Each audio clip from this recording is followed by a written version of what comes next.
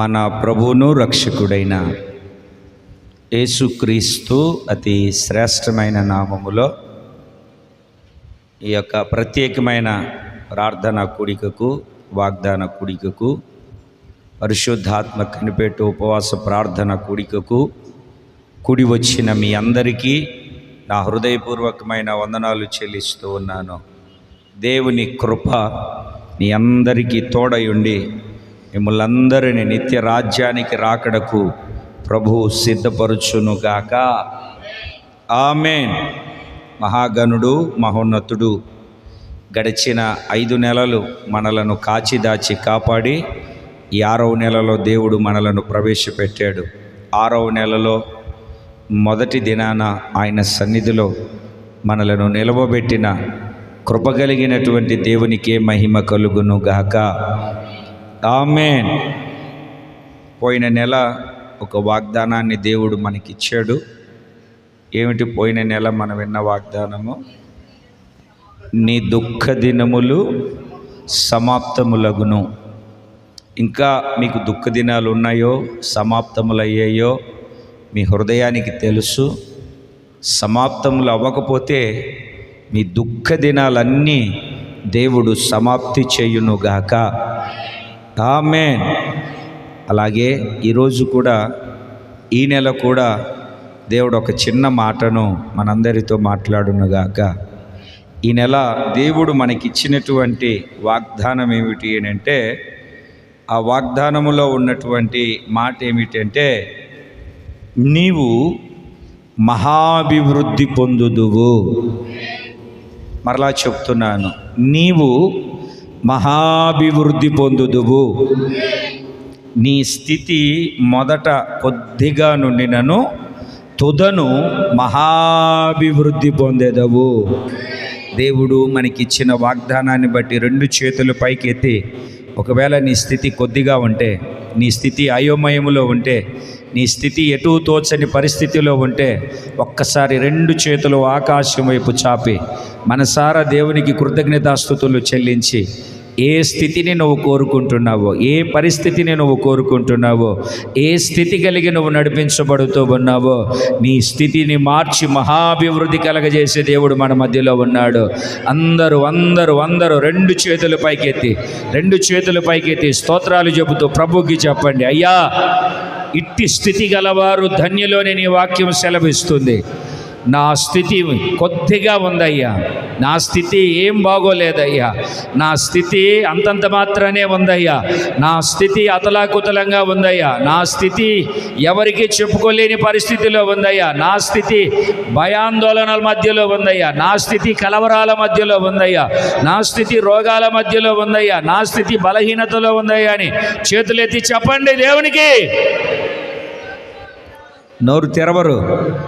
యేసయ్యా, యేసయ్యా నా స్థితిని మార్చగలిగిన వాడా, గతిని మతిని సమస్తమును మార్చగలిగిన వాడా, ఈ నెల నా స్థితి కొద్దిగా ఉంది, కొంచెముగా ఉంది, కనబడట్లేదు, నా స్థితి కొద్దిగా నుండినను, నా స్థితి కొద్దిగా నుండినను తుదకు మహాభివృద్ధిగా మారుస్తున్నావు అని అందరము చప్పట్లు కొడుతూ మహోన్నతుడైనటువంటి దేవుని నామాన్ని మహిమపరుద్దాం. నీ స్థితి మొదట కొద్దిగా ఉండినను రాబోతున్న దినాలలో తుదకు మహాభివృద్ధిగా మార్చుతున్న దేవునికి బిగ్గరగా చప్పట్లు కొడుతూ స్తోత్రాలు చెల్లిద్దాం.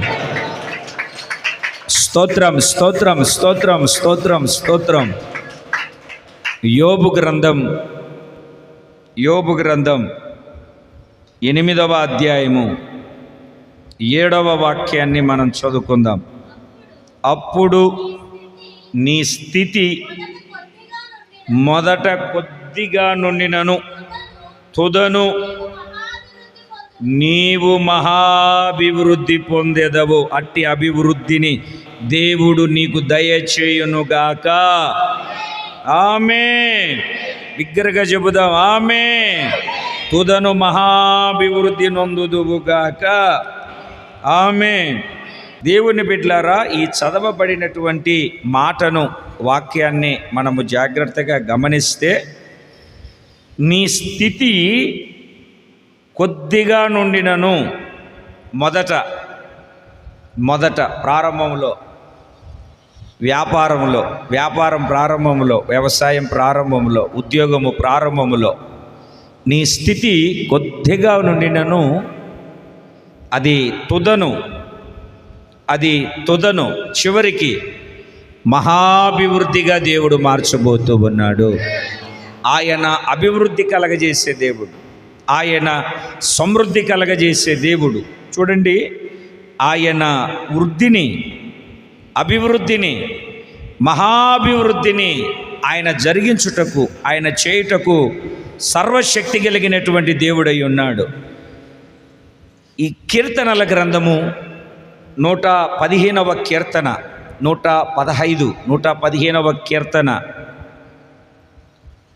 14వ చరణాన్ని మనము చదివినప్పుడు, యెహోవా మిమ్మును మీ పిల్లలను వృద్ధి పొందించును. యెహోవా మిమ్ములను మీ పిల్లలను వృద్ధి పొందించును.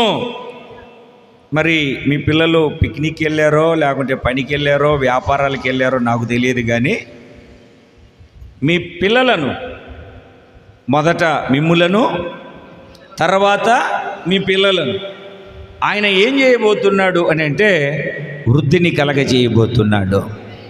ఏమండి, నీకు వృద్ధిని, సమృద్ధిని, ఏమిటండి, అభివృద్ధిని, మహాభివృద్ధిని కలగజేయుటకు కృప కలిగినటువంటి యేసయ్య మాత్రమే శక్తి కలిగినటువంటి దేవుడు.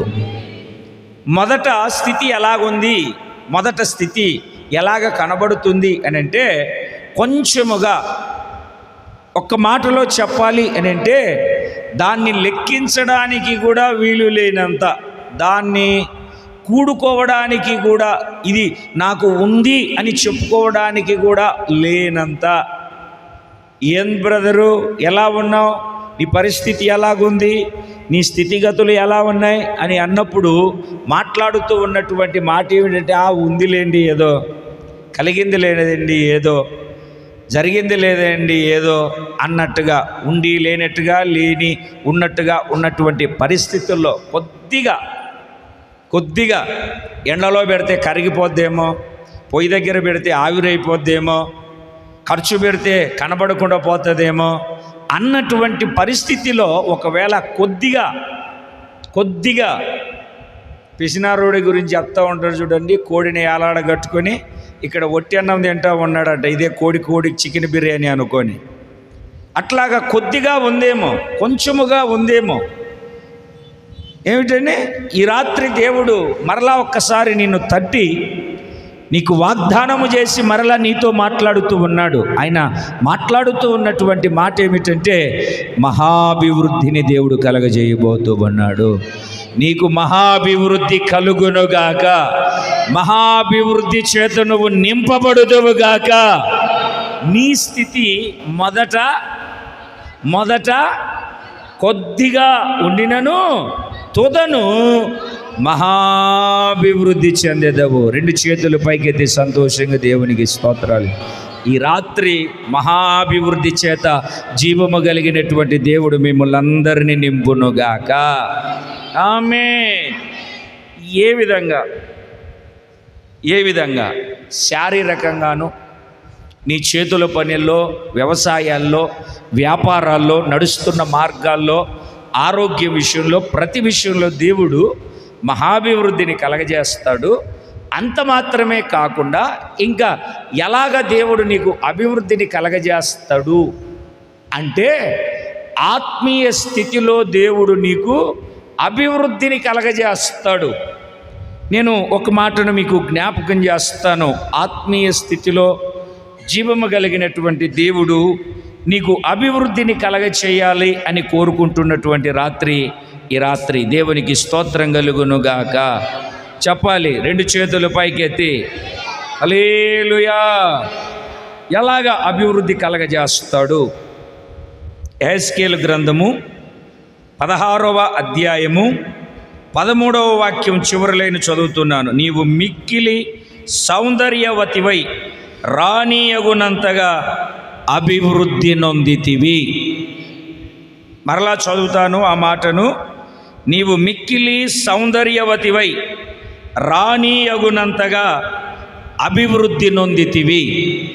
యెహెజ్కేలు గ్రంథము 16వ అధ్యాయము 13వ వాక్యంలో ఆ మాటను నేను చదివాను. నీవు అభివృద్ధి నొందితివి, అభివృద్ధి నొందితివి. ఈ రాత్రి ఇది శుద్ధీకరణ కూడిక, ఇది పరిశుద్ధాత్మ ఉపవాస కనిపెట్టు ప్రార్థన కూడిక, ఇది వాగ్దాన కూడిక. కనుక రేపు మనము ఆయన రక్తమాంసాలలోనికి పాలి భాగస్థులం అవడానికి వెళుతున్నాం గనక కొన్ని ఆత్మీయ పాఠాలు, ఆత్మ సంబంధమైనటువంటి అనుభవాన్ని మనము నేర్చుకొని దేవుని సన్నిధిలో ముందుకు వెళ్ళవలసినటువంటి వారమై ఉన్నాము. దేవుని బిడ్డలారా, ఇక్కడ వాక్యాన్ని జాగ్రత్తగా చదివితే రాణి అగునంతగా, చదవండి ఆ మాటను, నీవు మిక్కిలి సౌందర్యవతివై రాణి అగునంతగా అభివృద్ధి నొందితివి. రాణి అగునంతగా, ఎవరికి రాణి, ఏ దేశానికి రాణి అని అంటే, రాజులకు రాజు ప్రభువులకు ప్రభు అయినటువంటి వరుడు, రాజులకు రాజు ప్రభువులకు ప్రభు అయినటువంటి వరుడు, వరుడైనటువంటి యేసయ్యకు వధువుగా, ఒక రాణిగా. ఏ రాణిగా అని అంటే సౌందర్యము కాదు, మిక్కిలి సౌందర్యం. దేవునికి స్తోత్రం కలుగునుగాక. సౌందర్యము కాదు, మిక్కిలి సౌందర్యం. మిక్కిలి సౌందర్యవతివై రాణియగునంతగా నువ్వు అభివృద్ధి పొందితివి. ఇక్కడ చూడండి, సౌందర్యాన్ని ఇస్తున్నాడు, ఒక ఉన్నతమైనటువంటి హోదాని ఇస్తున్నాడు, అభివృద్ధిని కలగజేస్తున్నాడు, అభివృద్ధిని కలగజేస్తున్నాడు. దేవుని బిడ్డలారా, మనిషికి అభివృద్ధి లేదనుకోండి, మనిషికి అభివృద్ధి వృద్ధి లేదనుకోండి, పెద్దలు సామెత చెప్తారు చూడండి, కూర్చొని తిన్నా కొండలు తరిగిపోతాయి, కూర్చొని తిన్నా కొండలు తరిగిపోతాయి.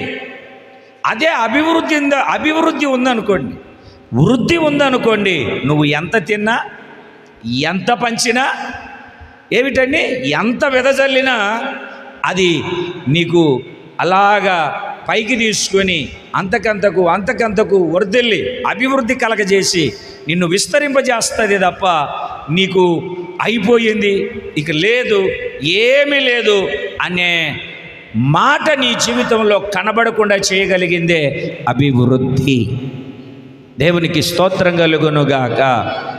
దేవుని మాటను వాళ్ళకిస్తూ ఉన్నటువంటి దేవుని బిడ్డలారా, వాక్యపు లేఖనాన్ని జాగ్రత్తగా గమనిస్తే, ఒకటి సౌందర్యాన్ని ఇచ్చాడు, రెండవది హోదాని ఇచ్చాడు, మూడవది కరిగిపోకుండా లేదు అయిపోయింది అనకుండా అభివృద్ధిని రాత్రి దేవుడు నీకు కలగజేయబోతున్నాడు. మిక్కిలి సౌందర్యవతివైన రాణి అంతగా నీవు అభివృద్ధి పొందుదువుగాక. చెప్పాలి గట్టిగా, హల్లెలూయా, హల్లెలూయా. సౌందర్యము అని అంటే పరిశుద్ధత. సౌందర్యం అంటే పరిశుద్ధత.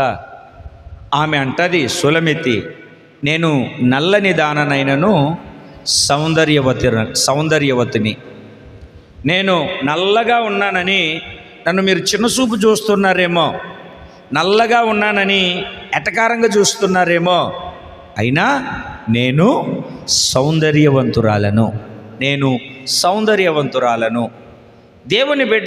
దేవుని సన్నిధిలో ఉన్నటువంటి దేవుని బిడ్డలారా, జీవము కలిగినటువంటి దేవుని సన్నిధిలో రాజు కోరుకున్నంత సౌందర్యం, రాజు మురిసిపోయేంత సౌందర్యం, రాజు ఆనందించే సౌందర్యం, రాజును ఆకర్షించి ఆకట్టుకొని నిన్ను రాణిగా చేసుకునేంత సౌందర్యం రేపు రాకడలో నిన్ను చూసిన వెంటనే ఇష్టము పుట్టునంత సౌందర్యము నీలో కనబడునుగాక, పరిశుద్ధత నీలో కనబడునుగాక, పాపము లేని నిష్కల్మషమైన, లోపము లేని నిరపరాధమైనటువంటి, ఏ వంకర లేని, ఏమిటండి, నిందారహితమైనటువంటి జీవితం ఒక పరిశుద్ధమైనటువంటి జీవితం సార్వత్రిక సంఘమై ఉన్నటువంటి మనలో నీలో కనబడేటట్లుగా ప్రభువు ఎదుట నువ్వు నిలిచి ఉందువుగాక. ఆమేన్, ఆమేన్. ఎలా ఈమెకు ఆ సౌందర్యం వచ్చింది? ఈమెకు ఆ సౌందర్యము రావడానికి గల కారణం ఏమిటి? ఒక 3 మాటలు. ఆ 3 మాటల్లో కొన్ని ఆత్మీయ విషయాలు నేర్చుకోవడానికి పరిశుద్ధాత్ముడు సహాయాన్ని దయచేయునుగాక. గట్టిగా చెప్పట్లేదు మీరు? ఆమేన్. ఈ 13వ వాక్యాన్ని అంతటిని మనం చదివితే ఇలాగు బంగారుతోనూ వెండితోనూ నేను నిన్ను అలంకరించి తిని. సౌందర్యంగా కనబడడానికి కాదు, మిక్కిలి సౌందర్యంగా కనబడడానికి గల కారణం ఏమిటంటే, మొదటిది అలంకరణ, వస్తువు అలంకరణ. రెండవది సన్నపు అవిసెనార పట్టును విచిత్రపు కుట్టుపనియు గల బట్టలను ధరింపజేసి వస్త్రాధరణ. మొదటి వస్తువు అలంకరణ, రెండవది వస్త్రాధరణ, మూడవది గోధుమలను తేనెయు నూనెయు నీకు ఆహారముగా. మూడవది తిండి, మూడవది భోజన పదార్థాలు. ఈమె సౌందర్యవంతురాలు కాదండి, మిక్కిలి సౌందర్యవతి కాదు, మిక్కిలి. ఇప్పుడు పెళ్లి సంబంధాలు చూడడానికి వెళ్ళినప్పుడు మగపిల్లోడు ఎలా ఉన్నా ఏమిటంటే గాల్లో పుట్టులాగా కొట్టుకెళ్ళిపోతాడు, అవునా కాదండి? అమ్మాయిని చూసేటప్పుడు, ఎవరిని చూసేటప్పుడు? అమ్మాయిని చూసేటప్పుడు పొళ్ళు ఎత్తుకున్నాయా, ఏమిటండి పొట్ట ఉందా, జుట్టు ఉందా, లేకపోతే ముఖం గుండ్రంగా ఉందా, లేకపోతే ముఖం కొంచెమే ఉందా, పుట్టిగా ఉందా, పొడుగ్గా ఉందా, ఈ రేకులు తగిలేంత పొడుగున్నా మామిడికాయలు కోసుకోవడానికి తప్ప, పోనీలే ఈ టేబుల్కి అంతా పొట్టిగా ఉన్నా కింద చెత్త నూర్చడానికి తప్ప. అందుకే పొట్టిగా ఉండకూడదు, పొడుగ్గా ఉండకూడదు. లావుగా ఆ గుమ్మంలో తూసిన రానంతా లావుగా ఉండకూడదు, మరలా గాలిచ్చి ఎగిరిపోయేంత మాట్లాడరేంటండి. సన్నగా ఉండకూడదు, ముక్కు లావుగా ఉండకూడదు, చెవులు పెద్దగా ఉండకూడదు, పళ్ళు పెద్దగా ఉండకూడదు, కొరికి చంపేస్తుందేమోనే. ఇన్ని రకాలుగా చూస్తారు ఆ పెళ్ళికొడుకు ఎలాగున్నా. మరి మన వరుడు ఎలాంటి వాడు? 10,000లో అతికాంక్షణీయుడు. 10,000 మందిలో ఉన్న అలా చూసి చూడకముందే ఆయన గుర్తుపట్టగలుగుతాము. అంత సుందరుడైనటువంటి వరుడికి ఎంత సౌందర్యవతురాలిగా మార్చబడితే నీవు ఆయన ఎదుట నిలబడతావు? మిక్కిలి సౌందర్యవతిగా చేశాడు. ఈ సౌందర్యం ఎలా వచ్చింది అంటే పరిశుద్ధత ద్వారా వచ్చింది. ఒకప్పుడు పాపములో ఉన్నాం, ఆకారం వికారమైపోయి, ఆకారము లేక నిరాకారముగాను, ఆకారము లేక అసహ్యంగాను, ఆకారము లేక చూస్తున్నటువంటి వాళ్లకు ఒళ్ళు గగ్గురు పొడిచేటట్లుగా భయంకరముగాను ఉన్నటువంటి మన పాత స్థితి నుండి తన ప్రశస్తమైనటువంటి రక్తాన్ని కార్చి రక్తముతో కడిగి మన ఆకారాన్నే మార్చినటువంటి దేవుడు. దేవుని బిడ్డలారా, అంత మాత్రమే కాకుండా బాప్తిస్మపు స్నానము ద్వారా మనలను ఆయన పరిశుద్ధపరిచి, చూడండి మొదటి స్థితి ఎలాగుందో దీన్ని నేను వివరించను, చదివిస్తాను. ఇదే యెహెజ్కేలు గ్రంథము 16వ అధ్యాయము. యెహెజ్కేలు గ్రంథము 16వ అధ్యాయము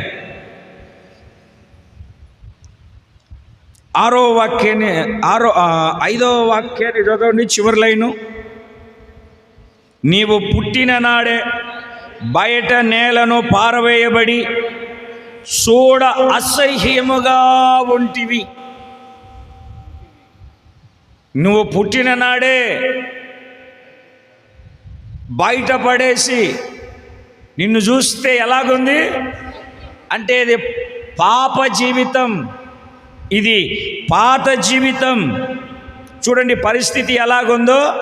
అయితే నేను నీ యొద్దకు వచ్చి రక్తములో పొరలుచున్న నిన్ను చూసి, చాలా వివరంగా రాబోతున్నటువంటి దినాలలో మనం చదువుతాం. యెషయా గ్రంథం 1వ అధ్యాయంలో రక్తము పాపము అని స్పష్టంగా పరిశుద్ధాత్మ దేవుడు తెలియజెప్తూ ఉన్నాడు. పాపమనే రక్తములో నువ్వు పొరలుచు ఉన్నావు. నిన్ను చూచి, రక్తములో పొరలుచున్న నిన్ను చూచి, నీ రక్తంలో పొరలుచున్న నీవు బ్రతుకుమని నీతో చెప్పి తిని, నీవు నీ రక్తములో పొర్లి ఉన్నను బ్రతుకుమని నీతో చెప్పి తిని. దేవునికి స్తోత్రం కలుగునుగా. చెప్పాలి, 2 చేతులు పైకెత్తి సంతోషంగా. అర్థమైందండి? నిన్ను బ్రతుకుమని చెప్పాడు. ఒకప్పుడు నీ పరిస్థితి, నీ ఆత్మీయ జీవితం, నీ ఆత్మ సంబంధమైన జీవితం ఇంత భయంకరంగా మార్చబడింది, ఇంత భయంకరంగా తీర్చిదిద్దబడి ఉంది. 9వ వాక్యంలో, అప్పుడు నేను నిన్ను నీళ్లతో నిన్ను కడిగి నీ మీదనున్న రక్తమంతయు తుడిచి నిన్ను నూనెతో అంటి విచిత్రమైన కుట్టు పని చేసిన వస్త్రములు నీకు ధరింపజేసి సన్నని అయిన ఎర్రని చర్మముతో చేయబడిన పాదరక్షములు నీకు తొడిగి తిని, సన్నపు అవిసెనార బట్ట నీకు వేయించి తిని, నీకు పట్టుబట్ట ధరింపజేసి తిని, ఆభరణముల చేత నిన్ను అలంకరించి, నీ చేతులకు కడియములు పెట్టి, నీ మెడకు గొలుసు తగిలించి, ఇంకా మనం చెప్పుకుంటూ పోతే ఇంత సౌందర్యవతిగా తీర్చిదిద్దాడు. అయితే దేవుని బిడ్డలారా, అవన్నీ చెప్పడానికి సమయం కాదు, దేవుడు ప్రేరేపించలేదు గనక ఈ మూడు విషయాలు, ఒకటి అలంకరణ, రెండవది వస్త్రాధరణ, మూడవది భోజన పదార్థాలు, ఆహారం, తిండి. ఈ మూడిటి ద్వారా దేవుడు నీకు సౌందర్యాన్ని కలగజేస్తున్నాడు. శారీరకంగా నేను చెప్పట్లేదు, ఆత్మీయ పాఠాలు నేర్చుకోవడానికి పరిశుద్ధాత్మ దేవుడు మనలందరినీ ఇక్కడ నిలబెట్టి ఉన్నాడు. ఇక్కడ ప్రభు మనలను నిలబెట్టుకున్నాడు. దేవుని సన్నిధికి చేరి వచ్చినటువంటి దేవుని బిడ్డలారా, రాజు ఇష్టపడి, రాజు ఆశ్చర్యపడి, ఆయనకు ఇష్టమైనటువంటి వృద్ధి, సౌందర్యము, మిక్కిలి సౌందర్యము నీలో కలుగునట్లుగా అసహ్యంగా రక్తములో పొరలుచూ ఉన్నటువంటి నిన్ను కృప కలిగినటువంటి దేవుడు కడిగాడా? కడకుండా వదిలిపెట్టాడు. కడిగి శుద్ధీకరించుకొని, ఇంకా చాలా విషయాలు ఉన్నాయి, అవి తర్వాత ఎప్పుడైనా జ్ఞాపకం చేసుకో. అయితే ఇప్పుడు మిక్కిలి సౌందర్యవతివై అభివృద్ధి కాదు, మిక్కిలి సౌందర్యవతివై రానియగునంతగా అభివృద్ధి పొందడానికి ఏ విధంగా అంటే, మొట్టమొదటిది అలంకరణ. ఏంటంటే అర్థమవుతున్నాయి నేను చెప్పే మాటలు, లేకుంటే వ్యర్థమవుతున్నాయా? ఏమైనా అర్థమవుతున్నాయా? సౌందర్యవంతురాలుగా కనబడడానికి అలంకరణ. ఏమిటండి అలంకరణ? ఏ అలంకరణ అంటే వస్తువుల అలంకరణ. చూడండి అక్కడ 13వ వాక్యంలో, బంగారముతోనూ వెండితోనూ నేను నిన్ను అలంకరించి తిని. దేంతో అలంకరించాడండి? బంగారముతోనూ వెండితోనూ. దేవుడు ఆ అలంకరణ నీకు కలగజేస్తూ ఉన్నాడు, అలంకరణ నీకు ఇస్తున్నాడు. ఆ అలంకరణ చేత నువ్వు అలంకరించబడ్డావా, లేకుంటే అలంకరణ లేకుండా దేవుడిచ్చిన అలంకారాన్ని పోగొట్టుకొని ఉన్నావా? ఒకసారి ఆలోచన చేయండి. బంగారముతో అలంకరించాడు ఆయన నిన్ను, వెండితో అలంకరించాడు. ఈ వెండి బంగారాలు మనకు నేర్పుతూ ఉన్నటువంటి పాఠాలు ఏమిటి? చదువుదాం పరిశుద్ధ బైబిల్ గ్రంథములో. వెండితో అలంకరించాడు. దేనితో అలంకరించాడండి? ఒకసారి నోరు తెరిచి గట్టిగా చెప్పండి. అసలు శబ్దం నోట్లో నుండి మాట రావట్లేదు. ఎవరితోనన్నా దెబ్బలాడేటప్పుడు కనపడుతుంది మీ నోరు. దేంతో అలంకరించాడండి?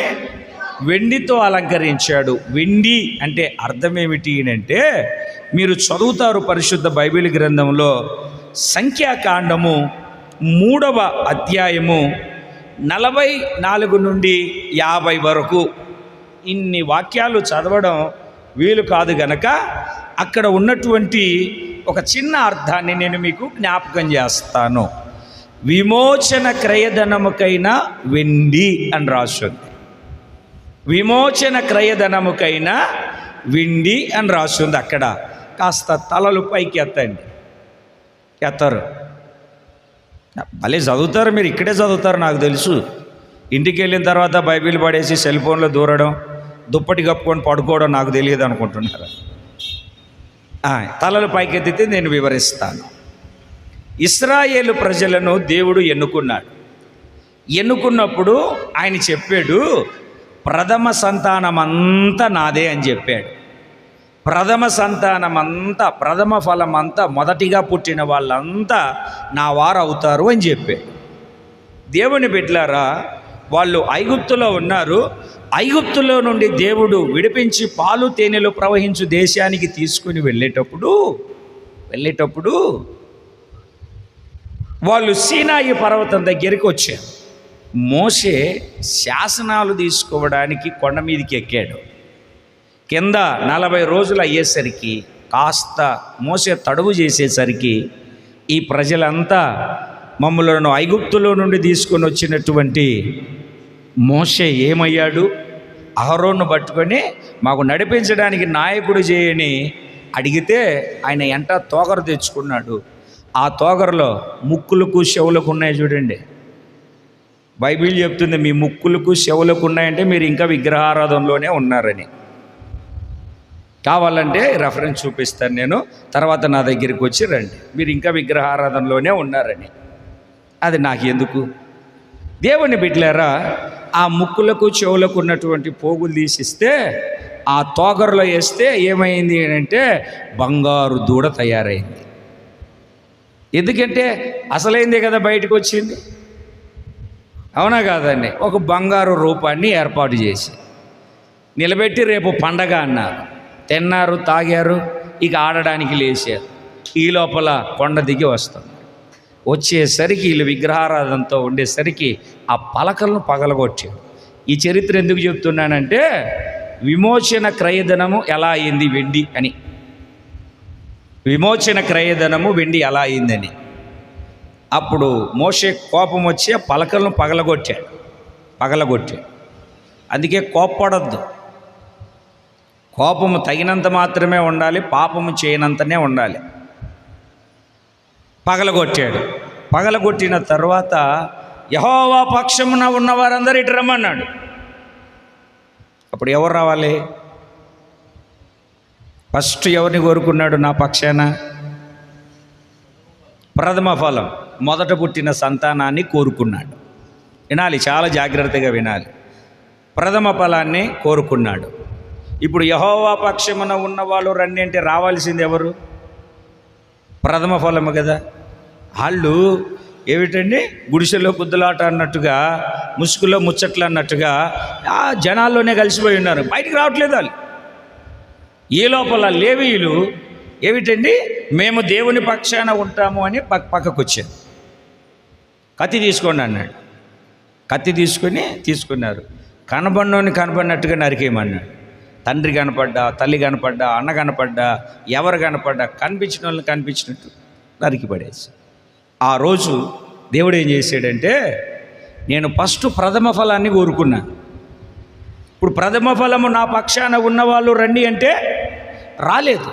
ఎవరు వచ్చారు? లేవీలు వచ్చారు. లేవి అంటే అర్థం ఏమిటంటే హత్తుకొనుట. లేవి నన్ను హత్తుకున్నాడు. అందుకని ప్రథమ సంతానానికి ఇవ్వవలసిన యాజకత్వం, ప్రథమ సంతానానికి ఇవ్వవలసినటువంటి ఆయనలో భాగం, ప్రథమ సంతానానికి ఇవ్వవలసినటువంటి సేవా కార్యక్రమం ఇప్పుడు లేవీయులకి ఇవ్వబడింది. అదంతా సద్దుమణిగిన తర్వాత చెప్తున్నాడు, ఇదిగా ఇంతవరకు నేను ఆ రోజు మాట్లాడిన రోజు నుండి ఇంతవరకు ప్రథమ సంతానం అంతా ఎంత ఉన్నారో లెక్కేశారు. లేవీయులను కూడా లెక్కేయండి అంటే లెక్కేశారు. ఇటు ప్రథమ సంతానం ఉన్నారు, ఇటు లేవీలు ఉన్నారు. ఇప్పుడు ఈ ప్రథమ సంతానము విడుదల పొందకపోతే చస్తారు, విడుదల పొందకపోతే చస్తారు. అంటే ఈ ప్రథమ సంతానానికి మారుగా ఇప్పుడు ఎవరు దేవుని పక్షాన అంటే లేవీలు. ఒక్కొక్కడికి లేవీని జతపరుస్తూ పక్కకు తీసేసరికి వాళ్ళు ఎంతమంది మిగిలారు అని అంటే 250 మంది. ఇప్పుడు చదువు అక్కడ ఉంటుంది, ఉందా లేదా? 250 మంది. అది మీరు చదువుతారో లేదో నేను చెప్పాను. ఎంతమంది? 273 మంది. చదువు, ఆ మాట చదువు, మొత్తం ఆ లైన్ అంతా చదువు. ఇశ్రాయేలీయులకు తొలుత పుట్టిన వారిలో లేవీయుల కంటే 273 ఎక్కువైనందున అమ్మా శేషించిన వారి యొద్ద తులము వెండిని తీసుకొనవలెను, పరిశుద్ధమైన తులము చొప్పున వాటిని తీసుకొనవలెను. తులము 20 చిన్నములు. వారిలో ఎక్కువ మంది విమోచనము కొరకు ఇయ్యబడిన ధనము అహరోనుకును అతని కుమారులకును ఇయ్యబలెను. ఇదంతా కాదు కానీ 273 మంది మిగిలారు. ఈ 273 మంది విమోచించబడాలి అని అంటే దేవుడు ఒక నియమం, ఒక నిర్ణయం తీసుకున్నాడు. ఏమిటి ఆ నిర్ణయము అని అంటే, శేషించిన వారు 273 మంది 5 తులాల వెండి ఇచ్చి విడుదల పొందండి. అంతే ఇచ్చి 5 తులాలు ఒక్కొక్కరు, 273 మంది 5 తులాలు. అంటే ఇప్పుడు వెండి దేనికి సాదృశ్యంగా కనబడుతుంది? విమోచనకు. విమోచనకు అంటే మీకు కాస్త చరిత్ర తెలిస్తే వెండి ఎందుకు విమోచనంగా మనము బైబిల్లో చెప్పుకుంటున్నామో ఆత్మీయ పాఠాలు చక్కగా నేర్చుకుంటాము. దేవునికి స్తోత్రం కలుగునుగాక. అందుకు విమోచన అంటే ఇప్పుడు అలంకరణ మొట్టమొదటిది, వస్తువులతో అలంకరణ. ఇప్పుడు దేవుడు అలంకరించాడు కదా వెండితో అలంకరించాడు అని అంటే దాని అర్థం ఏమిటి అంటే దేవుడు నీకు విమోచన కలగజేశాడు. నేను అడుగుతాను, నీవు విమోచించబడ్డావా? ఇంకా అక్కడే ఉన్నావా? సినిమాల్లో నుండి విమోచించబడ్డావా? కోపములో నుండి విమోచించబడ్డావా? కుయుక్తులు లోపల ఒకటి ఉంచుకుని బయట ఒకటి ఉంచుకునే పరిస్థితిలో విమోచించబడ్డావా? అలవాట్లలో విమోచించబడ్డావా? ఆచారాలలో విమోచించబడ్డావా? పాపములో విమోచించబడ్డావా? లోక సంబంధమైన కార్యక్రమాల్లో విమోచించబడ్డావా? ముగ్గులు వేసే విషయంలో విమోచించబడ్డావా? లోకం వేరు నేను వేరని ప్రభు కొరకు ప్రత్యేకంగా జీవించే జీవితంలో విమోచన కలిగి జీవిస్తున్నావా? లేకుంటే లోకంతో ఏమిటండి పొట్టు గాలి ఎటు తిరిగితే అటు కొట్టుకెళ్ళిపోతావు చూడండి, అట్లా కొట్టుకెళ్ళిపోతున్నా. బాగా ఆలోచించి, విమోచించబడకపోతే నీవు అలంకరించబడలేదు. అలంకరించబడకపోతే రాజు కోరుకునే మిక్కిలి సౌందర్యము నీ జీవితంలో ఉండదు. ఇంకా ఏ విషయాలలో విమోచించబడలేదో ఈ రాత్రి విమోచించబడి ఈ రాత్రంతా ఆయన పాదాలు పట్టుకొని రేపు ఆయన రక్తమాంసాలకు పాలి భాగస్థులం అవుతాం. దేవునికి స్తోత్రం కలుగునుగాక. చెప్పాలి, ఇంకా చాలా చెప్పాలి మీకు విమోచనను గురించి. వాటన్నిటిలో నువ్వు విమోచించబడి ప్రత్యేకించబడి ప్రభువుకు సాక్షిగా జీవించుదువుగాక. దేవుని పరిశుద్ధ నామానికి మహిమ కలుగునుగాక. సంతోషంగా చెప్పాలి హల్లెలూయా, ఆనందంగా చెప్పాలి హల్లెలూయా. విమోచన వెండి ద్వారా అలంకరించబడడం అంటే విమోచన. ఈ విమోచన నీ జీవితంలో నిశ్చయముగా కనబడునుగాక. విమోచించబడి విలువైన పాత్రగా దేవుని సన్నిధిలో ఉందుముగాక. చాలామంది జీవితాలలో ఈ విమోచన లేక దేవుని కార్యాలు అనుభవించలేకపోతున్నారు, దేవుని కార్యాలు పొందుకోలేకపోతున్నారు, దేవుని ఆశీర్వాదాన్ని అనుభవించలేకపోతున్నారు. ఒకడు మీ ఇంటికి బురదలో పొర్లి ఒళ్ళంతా మడ్డి బురద పూసుకొని వచ్చి, అయ్యా ఒక తెల్లని బట్టలు ఒక జత ఇయ్యంటే ఇస్తారా? ఏమంటారు? ముందు శుభ్రం చేసుకోండి, అంతేనా? వేరేదేమన్నా అంటే ముందు కడుక్కొని రా, అప్పుడు ఇస్తానంట. దేవుని బిడ్డలారా, గమనించండి, మన ఆధ్యాత్మికమైనటువంటి జీవితంలో ఆత్మ సంబంధమైనటువంటి స్థితిలో కడగబడిన పాపములో కడగబడిన ఒక విలువైన పాత్రగా మార్చబడి విమోచనము, ఆయన తన రక్తమును విమోచన క్రయధనముగా దేవుడు మనకిచ్చాడు. వెండి ద్వారా అలంకరించబడిన వ్యక్తిలాగా మన ఆత్మ సంబంధమైన జీవితాన్ని కట్టుకుందుముగాక. 2 చేతుల పైకెత్తి గట్టిగా దేవునికి స్తోత్రం చెబుదాం. రెండవది బంగారు. రెండవది ఏమిటండి? బంగారు ద్వారా నువ్వు అలంకరించబడ్డావా? అసలు బంగారము అంటే ఏమిటి? పేతురు వ్రాసిన మొదటి పత్రిక, నీకెప్పుడు చెప్తున్న విషయాలే. పేతురు వ్రాసిన మొదటి పత్రిక 1వ అధ్యాయము 7వ వాక్యాన్ని మనం చదివినప్పుడు, నశించుపోవు సువర్ణము అగ్ని పరీక్ష వలన శుద్ధపరచబడుచున్నది కదా, దానికంటే అమూల్యమైన మీ విశ్వాసము అగ్ని శోధనల చేత పరీక్షకు నిలిచినదై యేసుక్రీస్తు రాకడ ప్రత్యక్షమైనప్పుడు మెప్పును మహిమయు ఘనతయు కలుగుటకు కారణమగును. సంతోషంగా దేవునికి స్తోత్రం చెబుదాం. దేంతో అలంకరించబడడం అండి? బంగారం. వెండి అంటే ఏం చెప్పుకున్నామో? విమోచన. ఇంకా నువ్వు దేంట్లోనైనా విమోచించబడకపోతే ఇక మీదట విమోచించబడవలసిన ప్రతి దానిలో నుండి మీరు విమోచించబడుదురుగాక. రెండవది బంగారుతో అలంకరించబడాలి. అలంకరణలో బంగారుతో అలంకరించబడాలి. బంగారు దేనికి సాదృశ్యంగా మనకు కనబడుతుంది అని అంటే, దేవుని బిడ్డలారా, విశ్వాసము. ఏమిటండి?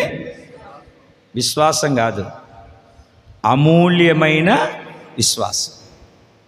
అల్ప విశ్వాసం ఒకటి గుర్తుపెట్టుకోండి, గట్టిగా చెప్పండి. అల్ప విశ్వాసం. పేతురుకు అల్ప విశ్వాసం ఉంది కనుకనే నీళ్ళల్లో మునిగిపోయాడు. రెండవది విశ్వాసం ఉంచాము కనుకనే మాట్లాడుతున్నాడు. దేవుని మాటలు మనం వినుట వలన విశ్వాసం కలుగుతుంది. మూడవది గొప్ప విశ్వాసం, అద్భుతమైన కార్యాలు జరిగిస్తుంది.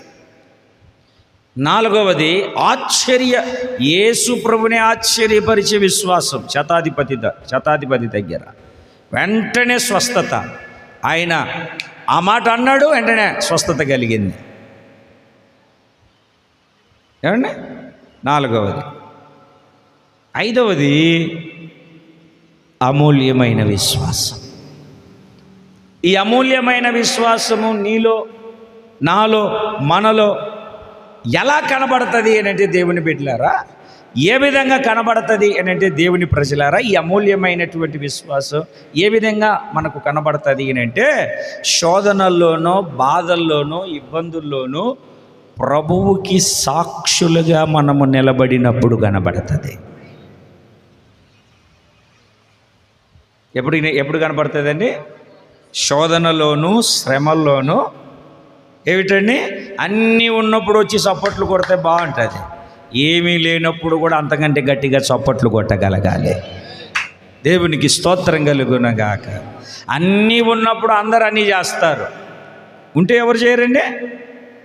లేనప్పుడు చేయడమే నీకు అమూల్యమైన విశ్వాసం ఉందని. దేవునికి స్తోత్రం కలుగునగాక. దేవుని బిడ్డలారా, నేను కొంతమందిని చూసినప్పుడు దేవునికి ఏదైనా ఒక కార్యం చెయ్యాలి అని అనుకున్నప్పుడు వాళ్ళ విశ్వాసం, అమూల్యమైన విశ్వాసంలోనికి ఎలా ట్రాన్స్ఫర్ అవుతుందో చూడండి. ఎన్ని శోధనలు, పాస్టర్ గారు మేము పలాంది చేయాలనుకుంటున్నాము, చేస్తాము అన్నప్పుడు ఆ రోజు వచ్చేసరికి ముందు రోజు వరకు చేతుల్లో ఏముండదు. అసలు మేము చేద్దామా అనుకున్నది మానేద్దామా అన్నటువంటి స్థితిలో ఉంటారు. అయితే తెలియదు, తెల్లవారేసరికి లేదు, కుదరదు, కుదిరేటట్టు లేదన్నావు కదా బ్రదర్, సిస్టర్, ఎలాగా అంటే దేవుడు ఆ రాత్రి ఎవరినో పంపించాడండి, అద్భుతమైన రీతిగా కార్యాలు జరిగించాడు. ఇట్లాంటి అమూల్యమైన విశ్వాసము, శోధన, శ్రమలు, ఇబ్బందులు, బాధల్లో నువ్వు అమూల్యమైన విశ్వాసము కలిగి జీవించినప్పుడు నీ జీవితంలో ఏం జరుగుతుంది అని దేవుని వాక్యం సెలవిస్తుంది అని అంటే, నువ్వు ప్రభు అయిన యేసుక్రీస్తు రాకడలో నిలబడినప్పుడు మెప్పు, మహిమ, ఘనతకు నీకు కారణముగా మార్చబడుతుంది. విశ్వాసం ఉండడం కాదండి, అమూల్యమైన విశ్వాసములోనికి నీ భక్తిని నువ్వు ట్రాన్స్ఫర్ చేసుకోగలగాలి.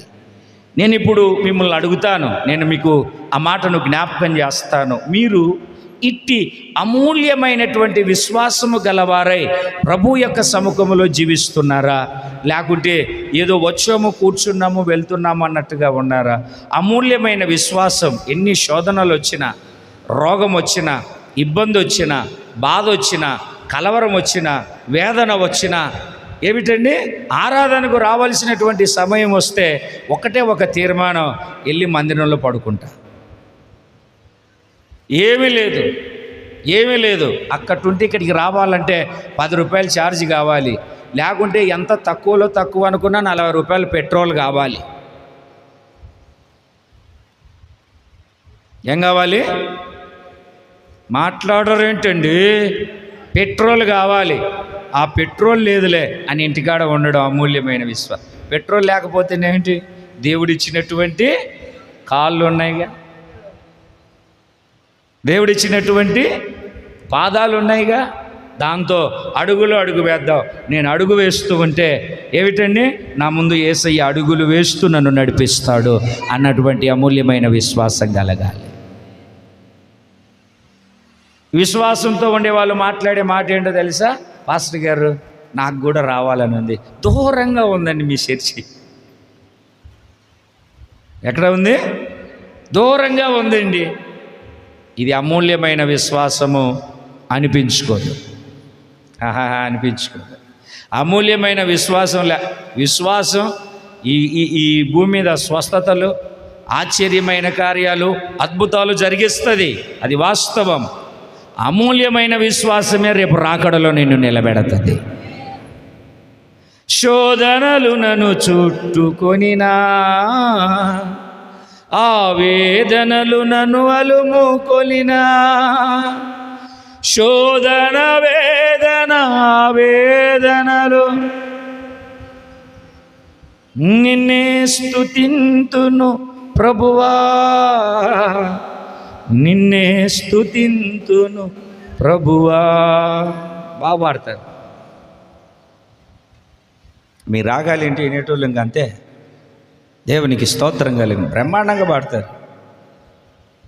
ఎన్ని శోధనలు, ఎన్ని ఆటంకాలు, ఎన్ని ఇబ్బందులు ఎన్ని వచ్చినా నేను ప్రభువుకు సాక్షిగా నిలబడతాను అన్నటువంటిది అమూల్యమైన విశ్వాసం.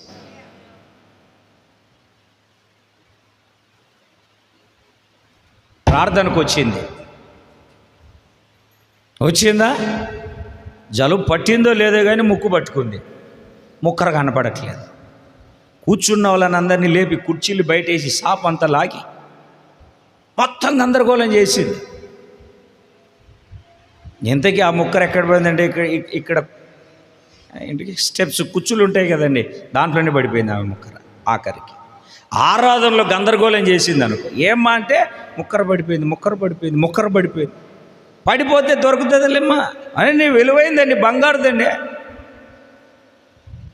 దానికి వెళ్ళగలిగినటువంటి రాయి కూడా పొదిగించామండి. మా అత్తగారు పెట్టిందండి, ఇది మా అమ్మగారు పెట్టింది అయితే మరలా పెట్టించుకుంటాను. గందరగోళం చేసి ఆమె ముక్కర పడిపోతే అంత గందరగోళం చేసింది కదా. ఇప్పుడు ఈ బంగారము అన్నటువంటి విశ్వాసము ఎక్కడ పడిపోయిందో,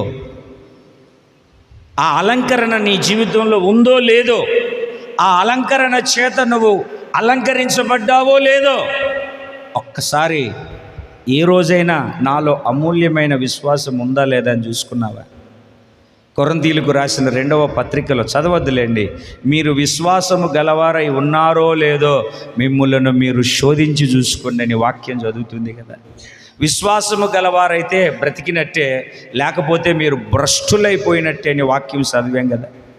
పోయిన వారం అమూల్యమైన వాగ్దానాలు అని చెప్పుకునేటప్పుడు, ఇప్పుడు చెప్పండి, మీరు అలంకరించబడ్డారా లేదా? మాట్లాడట్లేదు మీరు. అమ్మా అయ్యా, అలంకరించబడ్డావా లేదా? వెండి చేత బంగారము చేత అలంకరించబడ్డావా లేదా? దేవుడిచ్చినటువంటి ఆ అలంకరణ నీకు ఉందా లేదా? వెండి అంటే విమోచన. నువ్వు ప్రతి విషయంలో విమోచించబడ్డావా? ఇంకా ఆ యొక్క పాపపు కబంధ హస్తాలలోనే చిక్కుకొని ఉన్నావా? నీవు బంగారు చేత అలంకరించబడి అమూల్యమైన విశ్వాసం కలిగి ఉన్నావా? లేకుంటే విశ్వాసం లేక పిశాసి గుంపులకు మేస్త్రిగా ఉండి నడిపించబడుతున్నావా? ఒకసారి ఆలోచన చేయండి. మిక్కిలి సౌందర్యవంతురాలైన రాణి అగునంతగా అభివృద్ధి పొందాలి అంటే నీవు వెండి చేత బంగారము చేత అలంకరించబడాలి. ఒకవేళ ఇప్పటి వరకు అలా అలంకరించబడకపోతే, విమోచించబడకపోతే, అమూల్యమైన విశ్వాసము కలిగి జీవించకపోతే, ఈ రోజు మొదలుకొని నేను ఆ రకంగా నడుస్తానన్న వాళ్ళు 2 చేతులు పైకెత్తి 5 సార్లు గట్టిగా ఆమేన్ చెప్పండి.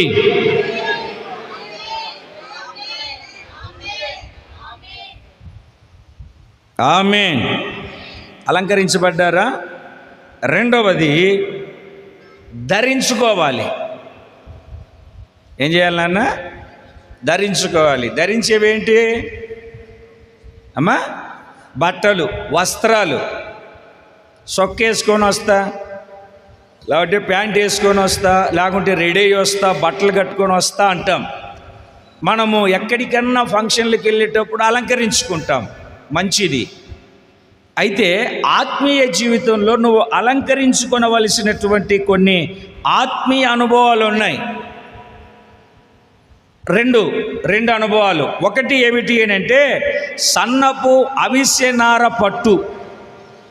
ఏమిటండి? సన్నపు అవిసెనార పట్టు. సన్నపు నారతో చేయబడిన వస్త్రముల చేత నిన్ను నీవు అలంకరించుకోవాలి.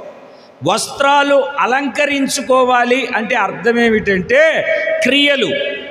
64వ గ్రంథము, యెషయా గ్రంథము 64వ అధ్యాయములో చక్కటి మాట రాయబడి ఉంటుంది. మా నీతి క్రియలన్నీ మురికి గుడ్డ వలె ఉన్నాయి. మా నీతి క్రియలన్నీ మురికి గుడ్డల వలె ఉన్నాయి. ఇప్పుడు మనం ఏం చేయబడాలి అంటే దేవుని బిడ్డలారా, అలంకరించబడాలి. అలంకరించబడినటువంటి వారిగా మనము మార్చబడాలి. తండ్రి దగ్గరికి వచ్చినటువంటి కుమారుణ్ణి చూసి మెడ మీద కౌగిలించుకొని మెడ మీద పడి ముద్దు పెట్టి ఒకే ఒక మాట మాట్లాడుతూ ఉన్నాడు తండ్రి, వీడికి ప్రశస్తమైన వస్త్రాలు త్వరగా తెచ్చి కట్టండి. యాజకుడైనటువంటి యెహోషువ కుడి పార్శ్వమున సాతాను ఫిర్యాదు అయి ఉన్నాడు. ఎందుకు ఫిర్యాదు చేస్తున్నాడంటే ఇతని వస్త్రాలు మలినమైపోయాయి. దేవదూత చెబుతూ ఉన్నాడు, నీ దోషము పరిహరించబడింది. ఇతనికి ప్రశస్తమైన వస్త్రాలు కట్టి ఇతని తల మీద పాకా పెట్టండి. దోషము ద్వారా యెషయాకు దర్శనము కనబడినప్పుడు దేవదూత వచ్చి అతని పెదవులు ముట్టి నీ పాపము దోషము పరిహరించబడింది. దేవుని వాక్కును ఆలకిస్తూ ఉన్నటువంటి దేవుని బిడ్డలారా, ఒకవేళ నీ క్రియలు, నీ పనులు, నువ్వు చేస్తున్న చేష్టలు నువ్వు తిరుగుతూ ఉన్న తిరుగుడు, నువ్వు నడుస్తూ ఉన్న పద్ధతి, నువ్వు దేన్ని అనుసరిస్తున్నావు, దేనిని బట్టి నువ్వు నడిపించబడుతూ ఉన్నావు. ఒకవేళ నీలో కూడా దోషము, పాపము, అపవిత్రత పట్టుకొని నీ క్రియలను అనగా నీ వస్త్రములను అపవిత్రపరిచయము, నీ క్రియలు మలినమై నీ వస్త్రాలు మలినమైపోయాయేమో. ఇప్పుడు సన్నపు అవిసెనార పట్టు, నువ్వు సన్నపు అవిసెనార పట్టుతో చేయబడినటువంటి వస్త్రముల ద్వారా నిన్ను నీవు అలంకరించుకొనతగినదై ఉన్నది. దేవునికి స్తోత్రం కలుగునుగా. సన్నపు అవిసెనార వస్త్రములు. ప్రకటనల గ్రంథము 19వ అధ్యాయము 8వ వాక్యాన్ని చదివితే, ధరించుకొనుటకు ప్రకాశములను నిర్మలమునైనా సన్నపు నారబట్టలు ఆమెకు ఇయ్యబడెను. సన్నపు నారబట్టలు ఆమెకు ఇయ్యబడెను. అవి పరిశుద్ధుల నీతి క్రియలు. సన్నపు అవిసెనార బట్టలు పెళ్లి కుమార్తెకు, సంఘమునకు. ఇక్కడ ఈ గదిలో, సంఘం అనే గదిలో ఏమిటండి? పరిశుద్ధాత్ముడు మమ్ములను ఆయనకు సహాయకులుగా నిలబెట్టుకొని మిమ్ములను దేవుని రాకడకు అలంకరిస్తున్నాడు. మొదట వెండి బంగారములతో అలంకరించి, తర్వాత వస్త్రములు సన్నపు అవిసెనార పట్టు, అంటే పరిశుద్ధుల క్రియలు కలిగి నడిపించడానికి, పరిశుద్ధ క్రియలు కలిగి ఆత్మీయ జీవితంలో ముందుకు కొనసాగించబడడానికి నీవు నీ భక్తిని, నీ ఆత్మీయ జీవితాన్ని నువ్వు కట్టుకొని ముందుకు కొనసాగించబడవలసినదై ఉన్నది. దేవునికి స్తోత్రం కలుగునుగాక. చెప్పాలి 2 చేతులు పైకెత్తి సంతోషంగా హల్లెలూయా. అవునా కాదండి? మాట్లాడాలి. సన్నపు అవిసెనార అని అన్నప్పుడు ఆత్మీయ జీవితంలో మహిమ కలిగినటువంటి స్థితి. దేవునికి స్తోత్రం కలుగునుగాక. ఏదేను తోటలో ఆదాము అవ్వలు ఉన్నారు.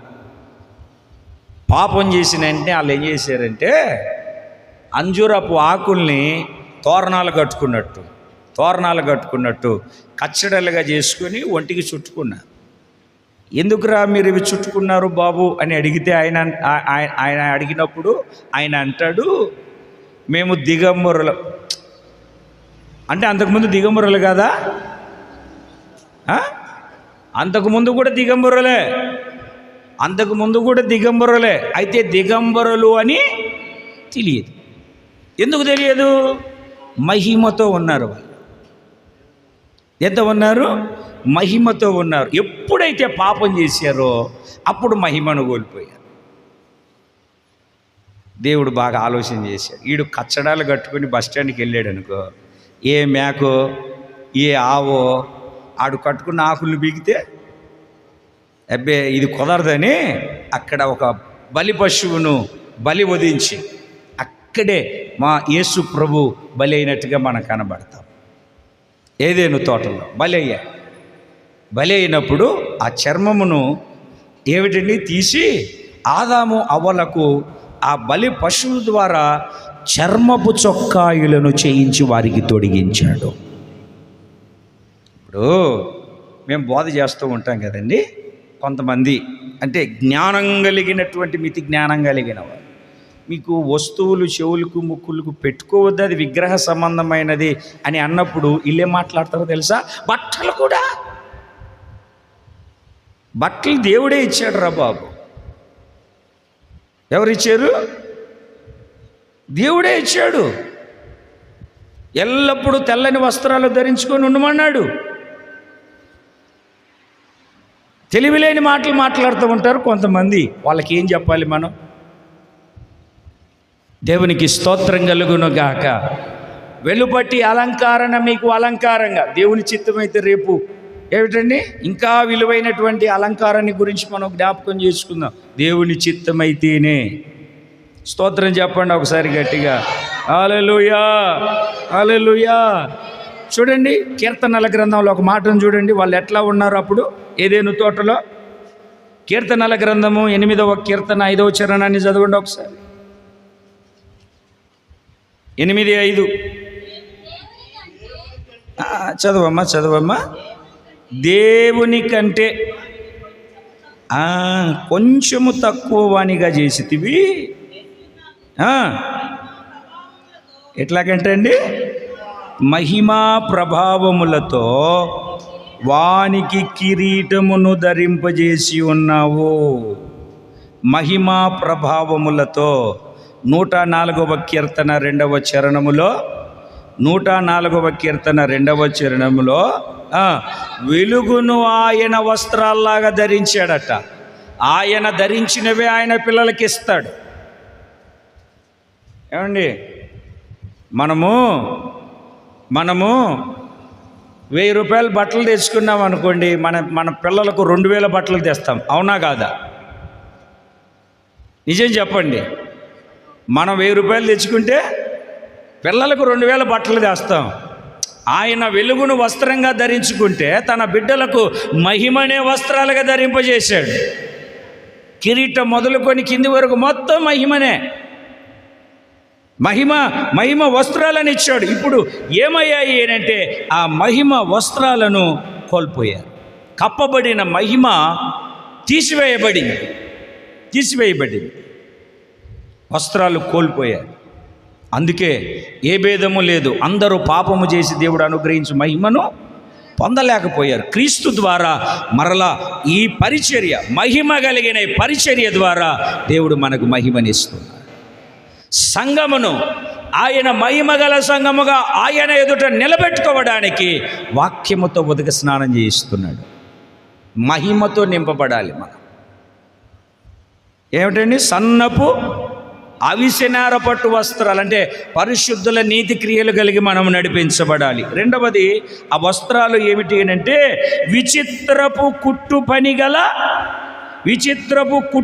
గల బట్టలు. విచిత్రపు కుట్టు కలిగినటువంటి బట్టలు చాలా విచిత్రం.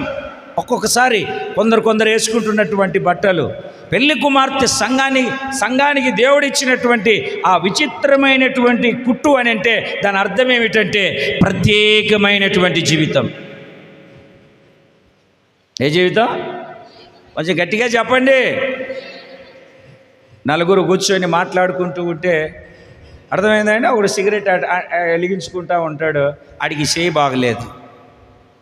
ఈడేం చేస్తాడా, నేను అంటిస్తా, నాకు పాతది అలవాటు ఉంది కదా అని చెప్పి ఆయనకి వెలిగించి చేయడం కాదు, సహాయం. మరి దైవ సహాయమేనా? అర్థమవుతుందండి? వ్యర్థమైపోతుందా? దేవునికి స్తోత్రం కలుగునుగాక. ఆడవాళ్ళ గురించి చెప్పడానికి ఎక్కడికైనా వెళ్ళారనుకోండి, ఆ సంక్రాంతికి ఇంక్రాంతి వచ్చిందనుకోండి, ఏంటి ఎప్పుడు పాత ముగ్గులేనా? నేను వేస్తా చూడు కొత్తదని 2 గంటల సేపు ఎండలో చెమటపడి కష్టపడి ఏమిటంటే ముగ్గు వేస్తుంది. దానికి మొత్తం రంగులన్నీ అద్దేస్తుంది. మేము ప్రత్యేకమండి, మేము సపరేట్ అండి. అంటే మిమ్మల్ని ద్వేషించడం కాదండి, మేము కూర్చోవడం కానీ, మేము మాట్లాడడం కానీ, మేము చేసే ప్రతి విషయంలో మేము ప్రత్యేకంగా జీవిస్తామండి. అంటే విచిత్రపు కుట్టు పని అని అంటే శ్రమలు కలిగిన జీవితం. ఏ జీవితం అండి? శ్రమలు కలిగినటువంటి జీవితం. దేవుని పని ఒకవేళ నీ చేతికి వస్తే, హలో బ్రదర్ అలాని పని చేయాలి, నేనే కనపడ్డానా అనకుండా నాకు చెప్పారు, ఇదే ధన్యత. ఎంత కష్టమైనా పర్వాలేదు, పక్కోడి మీద కోపగించుకోకుండా, ఇంకొకరి మీద ఏమిటండి కళ్ళు నూరకుండా, దేవుడు నాకు ఇచ్చినటువంటి ఈ ఆధిపత్యాన్ని ఎంత శ్రమైనా పర్వాలేదు నేను చేయగలుగుతాను అనే జీవితమే విచిత్రమైన కుట్టు పని మనకు నేర్పుతూ ఉన్నటువంటి పాఠం. చెప్పండి కొంచెం గట్టిగా. పెద్ద క్లాత్ని తీసుకొస్తే ముందు ముక్కలు కట్ చేసి చిన్న ముక్కలు సూదితో కుట్టి గుచ్చి అంతేనా? లేకుంటే వేరేగా ఉంటుంది? చెప్పరేంటండి? అంతేనా వేరేగా ఉంటుంది? కుట్టి గుచ్చి ఆ విచిత్రమైనటువంటి అనుభవం 45వ కీర్తన, 45వ కీర్తన, కీర్తనల గ్రంథం 45వ కీర్తన 13వ వాక్యం. అంతఃపురములో నుండి రాజు కుమార్తె కేవలము మహిమ కలిగినది, కేవలము మహిమ కలిగినది. నిన్న ఏలూరులో చెప్పాను అనుకుంటా అంతఃపురం గురించి. ఒక పాయింట్ లేండి, ఎక్కువ చెప్పలేదు. ఎక్కడ ఉండాలి పెళ్లి కుమార్తె? అంతఃపురం ఎలా ఉంది? అంతఃపురంలో ఎలా ఉంది పెళ్లి కుమార్తె? మహిమ కలిగినదిగా ఉంది. ఏదేనో తోటలో ఆదాము కోల్పోయిన మహిమను సంఘము అనే అంతఃపురంలో దేవుడు మనలను నిలబెట్టి మహిమ కలిగిన పెళ్లి కుమార్తెగా అలంకరిస్తూ ఉన్నాడు. 2 చేతులు పైకెత్తి, చేతులు ఊపుతూ ఒకసారి గట్టిగా హల్లెలూయా చెబుదామా? చేతులు ఊపుతూ తల్లి, 2 చేతులు ఊపుతూ, 2 చేతులు దేవుడిచ్చాడు కదా, 2 చేతులు ఊపుతూ హల్లెలూయా చెబుదాం. మొదటిది అలంకరణ, వెండితో బంగారుతో. రెండవది వస్త్రాధరణ. ఏంటి? సన్నపు అవిసెనార పట్టు, విచిత్రమైన కుట్టుపని. విచిత్రమైన కుట్టుపని అంటే శ్రమల జీవితం. ఒక పూట కత్తిరించాల్సి వస్తుంది, అప్పుడు సపరేటు. తర్వాత కత్తిరించిన కొద్దిసేపటికి మళ్ళీ కలిపి కుట్టాల్సి వస్తుంది. అది ఐక్యత. ఆ ముక్క ఈ ముక్కను కలిపేది దారం, అదే పరిశుద్ధాత్మ దేవుడు. దేవునికి స్తోత్రం కలుగునుగాక. అదే మనకున్న బంధం, ఆత్మబంధం, దేవుడిచ్చిన పరిశుద్ధాత్మతో కలిగినటువంటి బంధం. ఎఫెసీ పత్రిక 4వ అధ్యాయం 1వ వాక్యములో సమాధానమును బంధము చేత ఆత్మ కలిగించు ఐక్యతను కాపాడుకొనుటకు శ్రద్ధ గలవారై ఉండండి. ఆ బంధముతో మనము పెనవేసుకొని స్థిరపరుచుకొని ఒక అలంకారమైనటువంటి విచిత్రమైనటువంటి కుట్టు పనిగా శిల్పకారుడైనటువంటి పరిశుద్ధాత్మని చేత నిర్మాణము చేయబడుదుముగాక.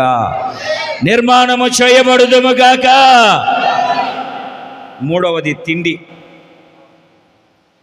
తిండి. ఏది పడితే అది తినకూడదు. తిన్నామా అయిపోయింది, మితముగా తినాలి. తిండిపోతు అయితే గొంతు కత్తి పెట్టుకోవాలి. ఆత్మీయ స్థితిలో ఏం తినమన్నాడు? చదవండి ఆ మాటను. గోధుమలను తేనెయు నూనెయు నీకు ఆహారముగా ఇయ్యగా. ఏంటంటే అండి, గోధుమలతో ఏం చేస్తారు? రొట్టె చేస్తారు. గోధుమలతో రొట్టెను ఎలా చేస్తారు అంటే, మొదట తిరగల్లో విసిరి జల్లి బట్టి గరుగ్గా ఉంటే రొట్టె కాలుస్తారండి. మెత్తగా అంటే మెత్తని పిండి చేత ఏమిటండి, రొట్టెలు కాల్చుకొని పెన్నం మీద కానీ నిప్పుల మీద కానీ కాల్చుకొని తినాలి. పరిశుద్ధాత్మ అంటే అగ్నితో కదా, పెన్నం నిప్పులు అంటే అగ్నే కదండి. ఏ అగ్నితో కాల్చుకోవాలంటే పరిశుద్ధాత్మ అగ్నితో కాల్చుకోవాలి. ఇప్పుడు మీకు బోధ, మేము పరిశుద్ధాత్మతో కాల్చబడినటువంటి ఉపదేశం మీకు బోధిస్తున్నాం. అంటే మీకు గోధుమలు అని అంటే అర్థం ఏమిటి అని అంటే, దేవుని బిడ్డలారా, ఆరోగ్యకరమైనటువంటి తిండి. ఇప్పుడేమో తెలియదు కానీ డాక్టర్లు ఏది పడితే అది తినేసేయండి అంటున్నారు. ఇంతకు ముందు కాలంలో ఏదైనా జబ్బు వచ్చినా రోగం వచ్చినా పథ్యం పెట్టేవాళ్ళు. ఆ పథ్యంలో మా రాయలసీమలో అయితే ప్రత్యేకంగా జొన్న రొట్టె, ఎల్లుల్లిపాయల కారం.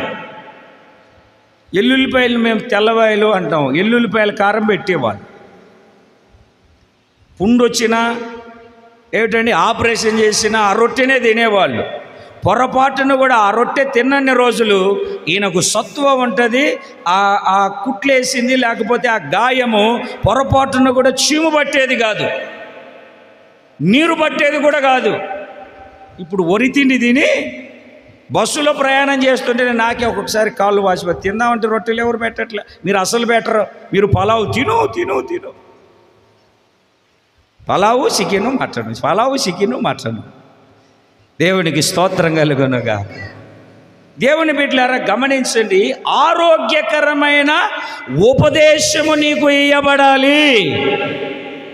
గోధుమలతో అంటే మెత్తని పిండితో రొట్టెలు అని అంటే ఆరోగ్యకరమైన ఉపదేశము. దయ్యాల బోధ కాదు, అబద్ధ బోధ కాదు, వ్యర్థమైన బోధ కాదు. ఏమిటండి, నిన్ను నాశనము చేసే బోధ కాదు, కళ్ళబొల్లి మాటలు, కల్పనా కథలు కాదు. ఏమిటండి, తిరగలిలో బాగా విసిరినటువంటి గోధుమలు జల్లించి మెత్తని పిండిగా మార్చి నీళ్లు కలిపి ఉప్పు తగినంతగా వేసి పిసికి దానిని పెన్నెం మీద, నిప్పుల మీద పరిశుద్ధాత్మ అభిషేకముతో కాల్చబడినటువంటి ఉపదేశము నీకు పెట్టబడాలి. నేను ధైర్యంగా చెప్పగలుగుతాను, ఈ రోజు వరకు కూడా ఇన్ని బాధల్లో, శ్రమల్లో కూడా మీరు ఇలా నిలబడుకొని ఉన్నారు అని అంటే ఈ బలము మీకు ఎక్కడిది అని అంటే దేవుని యొక్క ఏమిటండి ఆరోగ్యకరమైనటువంటి భోజనం మీరు ప్రతి వారము తింటున్నారు కనుక ఇంత బలంగా ఉండగలుగుతున్నారు. అది మింగుడు పడని వాళ్ళు వెళ్ళిపోయారు, వాళ్ళను మనమేమి గట్టిగా చెప్పండి. తిమోతికి రాసిన 2వ పత్రిక త్వరగా 4వ అధ్యాయము 3వ వాక్యం. తిమోతికి రాసిన 2వ పత్రిక 4వ అధ్యాయం 3వ వాక్యం. వాగ్దాన కూడికి కదా, ఒక 20 నిమిషాలు, ఒక అరగంట ఎక్కువనే ఉంటుంది ఈరోజు. ఎందుకనగా జనులు ఏంటమ్మా ఆ కింద ఫుట్ నోట్లు ఏమనుంది, ఆరోగ్యకరమైన బోధను సహింపక దురద చెవులు గలవారై దేనికోసము, స్వకీయ దురాశల కోసము అనుకూలమైన బోధలు పోగు చేసుకుంటున్నారు.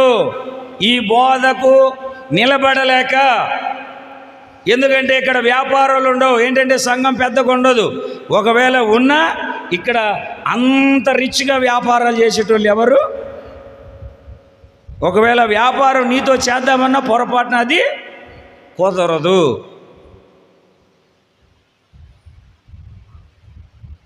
అందుకే సొంతంగా బోధకులను ఎన్నుకొని ఆ ఊరు వెళ్తే బాగుంటుంది, ఈ ఊరు వెళ్తే బాగుంటుంది, ఈ ఊరు వెళ్తే బాగుంటుంది, ఆ ఊరు వెళ్తే బాగుంటుంది అని వెళ్ళిపోతూ ఉంటారు. వాళ్ళని చూసి మనం ఏడవాల్సిన అవసరం లేదు. నువ్వు ఇంకొకటి గట్టిగా సంతోషించాలి. నిప్పుల మీద కాల్చబడినటువంటి అప్పము, రొట్టెను, ఆరోగ్యకరమైన బోధన నువ్వు తింటూ ఉన్నావు, హిత బోధన నువ్వు వింటూ ఉన్నావు. దేవునికి స్తోత్రం కలుగునుగాక. 2వది నూనె. ఏమిటండి? నూనె. నూనె ఈ తినే విషయంలో నూనె. ఏలియాకు కేరీతు వాగు దగ్గర కాకులు రొట్టె, మాంసమును తీసుకొచ్చి పెట్టాయి. అవునా అండి? అయితే సారేపాతు విధవరాలు ఇంట్లో తొట్టిలో పట్టెడు పిండి, బుడ్డిలో అంటే నూనెతో చేయబడిన అప్పము. సారేపాతు విధవరాలు ఇంటిలో. గుర్తుపెట్టుకోండి, అందరు చెప్పండి, ఆ పేరు చెప్పండి. సరిగ్గా వినపడలేదు, కొంచెం గట్టిగా చెప్పండి. సారేపతు విధవరాలి ఇంట్లో నూనెతో కాల్చిన రొట్టె, అప్పం. బదరి వృక్షం దగ్గర పడుకున్నప్పుడు ఏమిటండి?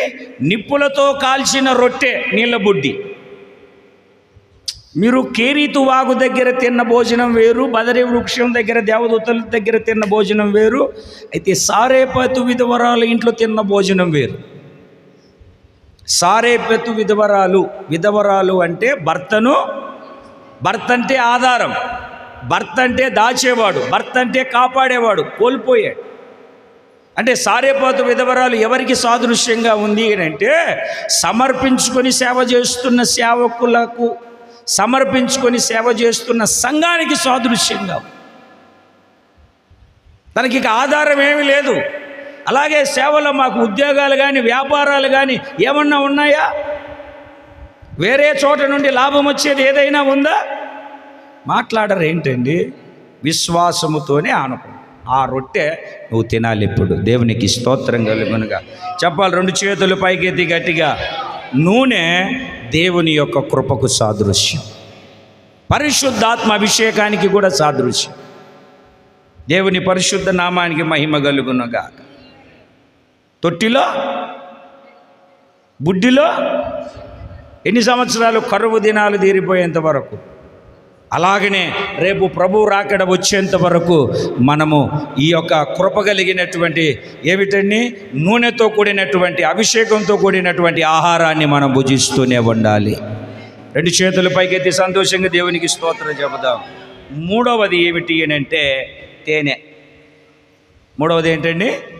తేనె. తేనె అంటే అర్థం ఏమిటంటే, ఇప్పుడు చూడండి, మీరు ఎన్నెన్న తినండి, తేనెను చూసిన వెంటనే కొంచెం నాలుక సవరించుకుంటాం. అదే తేనె నాలుకకు తగిలితే అబ్బా ఎంత బాగుందో అంటాం. అంటే మధురంగా ఉంటుంది. తేనె ఆహారం నీకంటే మధురమైనటువంటి జీవితము, సంతోషకరమైనటువంటి జీవితము. బైబిల్లో జకరియా గ్రంథంలో మధురమైన వచనములతో నీకు ఉత్తరం ఇస్తానని చక్కగా రాసుంది. దేవుని బిడ్డలారా, అందుకని ఈ ఆధ్యాత్మికమైన జీవితంలో గోధుమలు, నూనె, తేనె.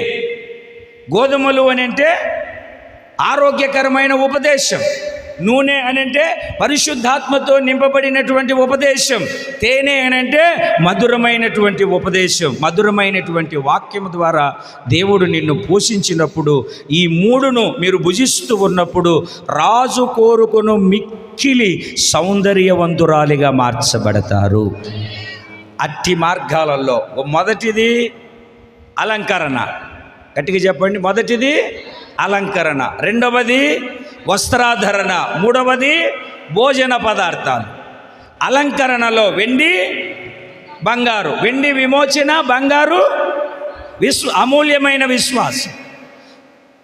రెండవది వస్త్రాధరణ, అవిసెపట్టునార, మహిమ కలిగిన ఆత్మీయ జీవితం, పరిశుద్ధుల క్రియలు. రెండవది విచిత్రపు కుట్టుపని, ప్రత్యేకమైన జీవితం, శ్రమలతో కూడిన జీవితం. మూడవది ఆహారం, అందులో గోధుమలు, అందులో నూనె, అందులో తేనె. ఆరోగ్యకరమైన ఉపదేశం, అభిషేకంతో కూడిన ఉపదేశం, మధురమైన ఉపదేశం. ఈ మూడు నీ భక్తిలో ఉంటే రాణి సౌందర్యం, రాణికి మిక్కిలి సౌందర్యవంతురాలైన రాణిలాగా అభివృద్ధి చెందుతాం. నేను అభివృద్ధి చెందాలి, రేపు ఆయన రక్తమాంసాల్లోకి వెళ్ళాలి, నేను ప్రభు కొరకు ప్రత్యేకంగా జీవించాలన్న వాళ్ళు అలాగా కళ్ళు మూయండి, ఆకాశం వైపు చేతులు ఎత్తండి. అందరం ఒక చిన్న ప్రార్థన చేసుకుందాం. అందరం ప్రార్థన చేసుకుందాం.